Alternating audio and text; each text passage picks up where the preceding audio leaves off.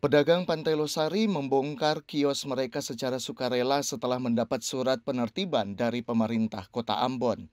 Pembongkaran ini dilakukan sejak malam menjelang penertiban besar-besaran yang melibatkan Satpol PP, TNI, dan Polri. Aldi, salah satu pedagang, mengaku setelah pembongkaran dirinya akan melakukan penjualan dengan gerobak di lokasi Pantai Losari. Hal ini untuk mencukupi kebutuhan keluarganya. Aldi mengatakan penertiban Pasar Mardika sangat didukung namun tidak mengabaikan hak-hak dari para pedagang untuk mencari nafkah. Penertiban di kawasan sepanjang jalan Pantai Losari hingga Pasar Batu Merah masih terus dilakukan oleh pemerintah Kota Ambon. Hal ini untuk memastikan kawasan pasar lebih tertib serta mengurangi kemacetan dan kesemrautan di area tersebut.